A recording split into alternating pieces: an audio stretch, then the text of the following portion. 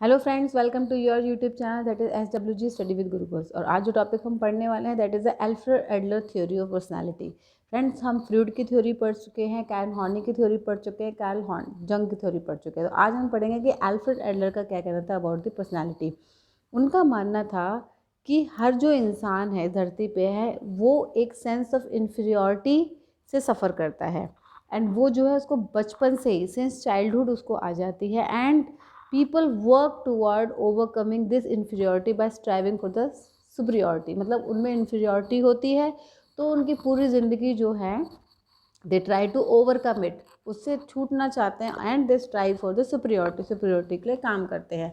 So basically he believed that कि this is the motivating force, और यही drive होती है सारे ह्यूमन बिहेवियर, इमोशंस और थॉट्स की। उनका कहना था कि हम जो भी बिहेव करते हैं, हमारे जो भी इमोशंस होते हैं, ये सब कहाँ से आते हैं, ये सब उनका मोटिवेटिंग फोर्स क्या रहता है, ड्राइविंग फोर्स क्या रहता है, उनका मोटिवेटिंग और ड्राइविंग फोर्स रहता है वो इन्फीरियॉरिटी जो हम फील करते हैं एंड हम सुपीरियॉरिटी की तरफ स्ट्राइव करना चाहते हैं। और ये सब कैसे आता है, कैसे डेवलप करता है। तो एडलर का मानना था कि जो भी इंटरेक्शन होती है इनिशियली हमारे फैमिली मेम्बर्स के साथ, पीयर्स के साथ, वो एक बहुत इंपॉर्टेंट रोल प्ले करती है कि हम इन्फीरियॉरिटी या सुपीरियॉरिटी इन लाइफ में क्या होगा हमारे साथ। That will tell the role of inferiority superiority in life. And Adler का मानना था कि जो बर्थ ऑर्डर होता है, बर्थ ऑर्डर मतलब कि आप फर्स्ट चाइल्ड हो, सेकंड चाइल्ड हो, फैमिली में थर्ड फोर्थ फिफ्थ कौन से चाइल्ड हो, वो बर्थ ऑर्डर भी बहुत इंपॉर्टेंट रोल प्ले करता है in determining the child's personality and the feelings of the inferiority जो उनको होती है। तो बेसिकली उनका मानना था all human behaviour is goal oriented and motivated towards striving for the superiority. हम हमेशा सुपीरियॉरिटी को स्ट्राइव करने के लिए निरंतर काम करते रहते हैं। हाँ, इंडिविजुअल जो है डिफ़र कर सकते हैं in their goals and how to achieve them. हमारे गोल्स डिफ़र हो सकते हैं और हम उनको कैसे अचीव करेंगे वो डिफ़र करते हैं। तो बेसिकली उनकी जो थ्योरी थी that revolves around the inferiority and superiority complex. और उनका मानना था कि एक नेचुरल और हेल्दी जो रिएक्शन है वो इन्फीरियॉरिटी कॉम्प्लेक्स का क्या है, कॉम्पनसेशन। हम कॉम्पनसेट करते हैं फॉर आवर इन्फीरियॉरिटी कॉम्प्लेक्स, मतलब हम जो सारे एफर्ट्स हैं उस तरफ करना चाहते हैं जिससे कि हम जो एक इमेज्ड और एक रियल इन्फीरियॉरिटी कॉम्प्लेक्स है उसको हटा सके और अपनी इंडिविजुअलिटी को, एबिलिटीज़ को डेवलप कर सके। अगर ये if a person is unable to compensate, अगर एक नॉर्मल इंसान कॉम्पनसेट नहीं कर पाता है तो उससे क्या होता है, उसको होती है फिर फीलिंग ऑफ इन्फीरियॉरिटी कॉम्प्लेक्स, वो सदा के लिए इन्फीरियॉरिटी कॉम्प्लेक्स में चला जाता है, ऐसा एडलर का कहना है। एंड एडलर की साइकोथेरेपी भी इसी के ऊपर काम करती है।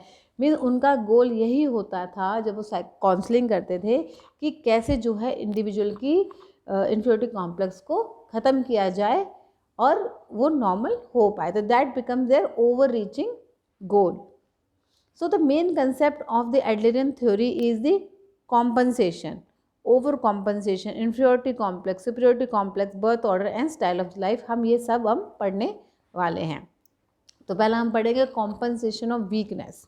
कॉम्पनसेशन ऑफ वीकनेस का क्या तात्पर्य है, उनका कहना था जैसे ही एक बच्चा पैदा होता है, वो जीवन में आता है तो वो इन्फीरियॉरिटी और इनएडिक्वेसी के साथ जन्म लेता है।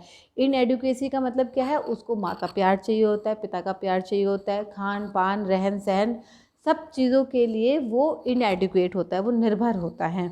सो बेसिकली जो अर्ली एक्सपीरियंसेस होते हैं, जो भी नीड्स होती हैं पेरेंटल अटेंशन की, वो जो है चाइल्ड के अनकॉन्शियसनेस को शेप करती हैं और उसका आधार बनती है, और जो है उसी के बेसिस पर उनके फिक्टिव गोल्स बनते हैं।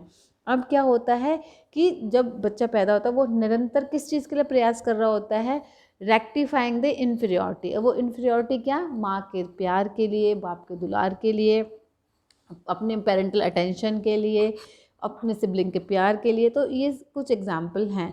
अगर वो निरंतर इन सब चीज़ों के लिए कॉम्पीट करता रहता है, कॉम्पनसेट करता रहता है for the weakness and developing the other strength, अगर यहाँ पे आउटकम्स जो है डिफरेंट हो सकते हैं, they can be several outcome. अगर वो अपने इन्फीरियॉरिटी कॉम्प्लेक्स को, इन्फीरियॉरिटी जो उसको फील होते है, जो इनएडिक्वेसी फील होती है, वो कॉम्पनसेट कर पाता है तो वो नॉर्मल इंडिविजुअल या पर्सनैलिटी डेवलप हो पाती है।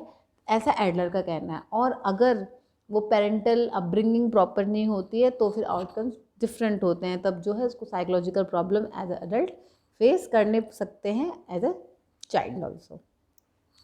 Next is the over compensation.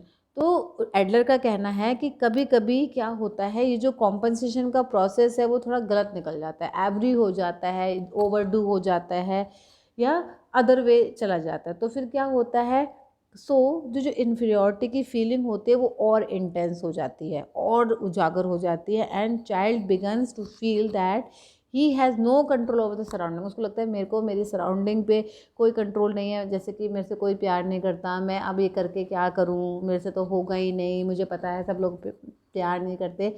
Such sort of statement जो है टेल्स, मतलब उसको फील कराती है कि he has no control over this surrounding, so he will strive very strenuously for compensation. तो वो और प्रयास करेगा कि मैं और कॉम्पनसेट करूँ और मतलब इस जो वीकनेस है उसको ओवरकम करूँ, और वो तब तक करता रहेगा when he is no longer satisfactory, मतलब उस पॉइंट तक कॉम्पनसेट करने की कोशिश करेगा, वो सेटिस्फैक्शन उसको आएगी नहीं।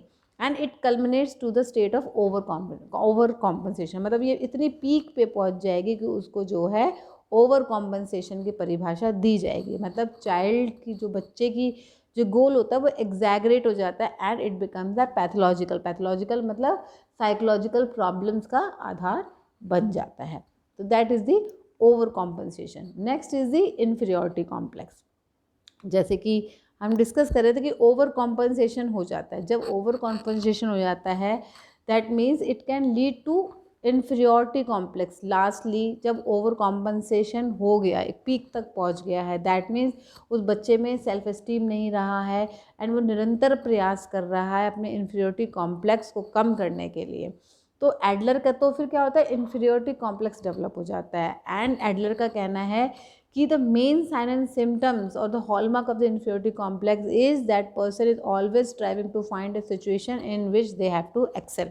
मतलब वो हमेशा वो सिचुएशन फाइंड आउट करते रहते हैं कि मैं उसमें सबसे अच्छा करूँ, एक्सेल करूँ, परफेक्शन करूँ एकदम। तो दिस कंटिन्यूसली जो स्ट्राइविंग रहती है कि हर फील्ड में अच्छा होना चाहिए, that is one kind of sine of symptom of the inferiority complex. इन्होंने इस इन्फीरियरिटी कॉम्प्लेक्स को दो भागों में डिवाइड किया गया है, that is the primary and the secondary.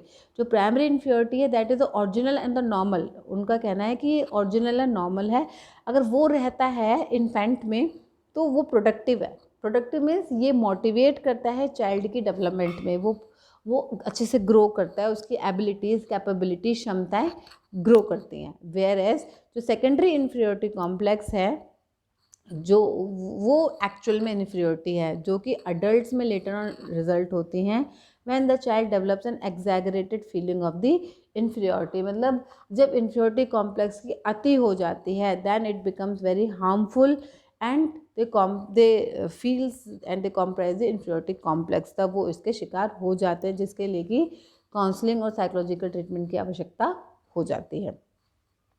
Next is superiority complex. तो सुपीरियरिटी कॉम्प्लेक्स कब होता है? Superiority complex occur when the person has need to prove that he is more superior than others.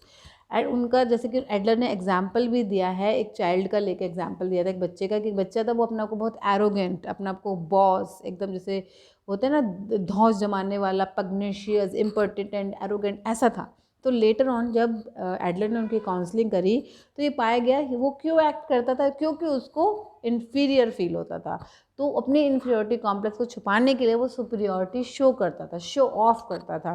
तो basically Adler का कहना है कि जो सुपीरियरिटी कॉम्प्लेक्स होता है it is basically born out of the inferiority complex. So that is one of the way in which the person can escape from the inferiority complex। उनको लगता है कि इस डिफ़िकल्टी से अच्छा है कि शो ऑफ करो ऑफ द सुपीरियरिटी कॉम्प्लेक्स। तो एडलर का मानना था जो सुपीरियरिटी कॉम्प्लेक्स का भी कॉज है, रीज़न है, वो क्या है? Inferiority complex. तो friend this was all about the Alfred Adler's theory. अभी हम बर्थ ऑर्डर के बारे में नेक्स्ट वीडियो में डिस्कस करेंगे, अदरवाइज़ वीडियो बहुत लंबी हो जाती है। आई होप आपके लिए वीडियो बहुत हेल्पफुल रहेगी आपके एग्जाम्स के लिए। अगर आपको मेरी वीडियोस अच्छी लगती है तो प्लीज़ शेयर एंड सब्सक्राइब करिए। फीडबैक देने के लिए कमेंट बॉक्स में कमेंट ड्रॉप कर सकते हैं, एंड अगर आपको रेगुलर नोटिफिकेशन चाहिए तो बेल आइकन दबाना ना भूलिएगा। मिलते हैं नेक्स्ट वीडियो में, तब तक के लिए बाय बाय।